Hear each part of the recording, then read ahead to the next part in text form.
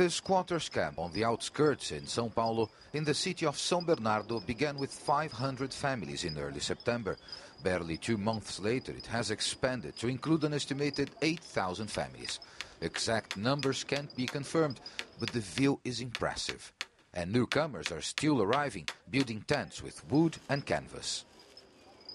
Brazil has long suffered from a housing shortage in its big cities and even more, lacks affordable housing for its poor residents. The recent recession only made the situation worse, forcing many people who'd lost their jobs and wages to live on the streets, some resorting to squatting. Isaac de Souza came about 1 month ago after he lost his job.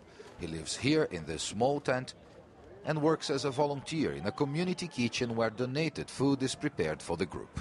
I was out in Sao Paulo looking for a job, maybe construction work or gardening, and I saw a friend carrying pieces of wood and canvas. I asked him, "Where are you going?" And he said, "To an occupation. If we squat now, God willing, we may get a flat in the future." So I decided to come along as well.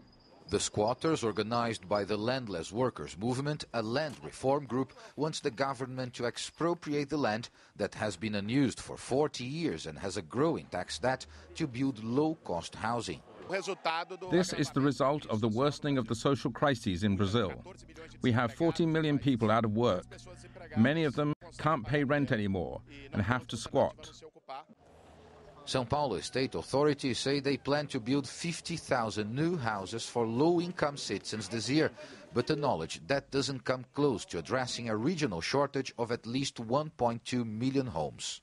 Esses números, claro que aumentaram muito, principalmente com a crise econômica. The figure is, of course, higher now because of the economic crisis. There's a long line of people waiting for homes, so you can't pass over someone who's been waiting for years to give a home to someone who squatted on land recently, even though it's true they also need a house.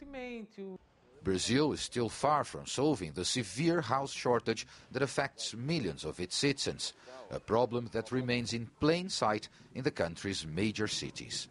Paulo Cabral, CGTN, São Bernardo do Campo, Brasil.